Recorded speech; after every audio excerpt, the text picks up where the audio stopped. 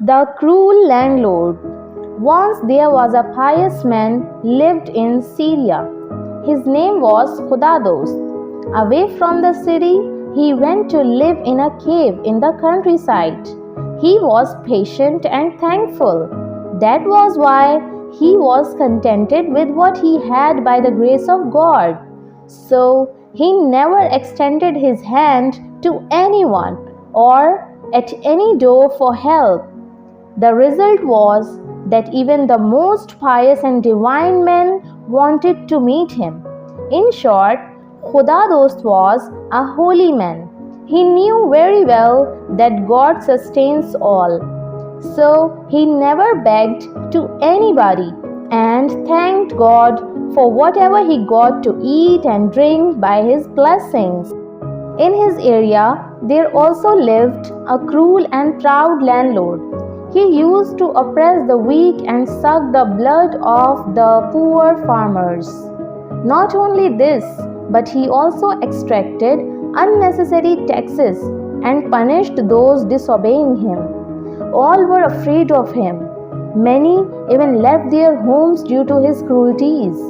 Wherever they went, they described their heart-rending stories of torture. The people there simply cursed the heartless landlord. Even the women at work on the wheels of spindles expressed their dislikeness and cursed him.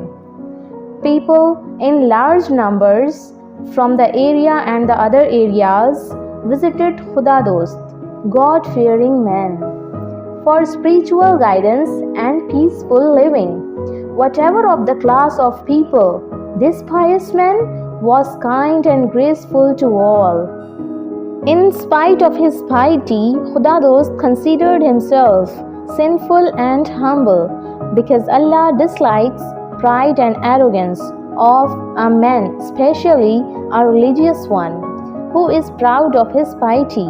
The cruel landlord also visited this holy man very often. He tried his level best to have a little bit of God's blessing from that holy man. But the pious man did not pay any attention to him. He rather turned his face from him. At last, one day, the landlord, gathering some courage, went to the holy man and asked the reason of his inattention towards him. Showing more courage, he said, "O holy man, just think of me. I am greater than you in rank and respect. I am not an ordinary man. I am a landlord, the biggest one in the area. Even then, I do not demand anything from you except the equal treatment like you do to others." Hearing this, the pious man became angry and said, "O cruel man, you think you deserve equal treatment? But how? You are a figure of torture to all around you. How can I like a person who dislikes and tortures the creature of God?"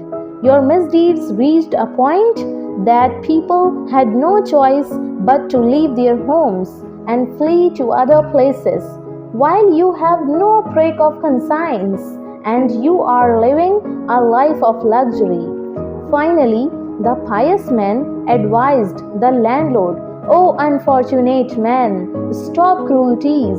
Think that tomorrow God may turn the oppressed into the victor and men like you the victim." The landlord was listening the truth and was ashamed on himself. He was feeling very sorry on his actions. Moral of the story: if you are in a position of authority, be kind with people and deal with humbleness.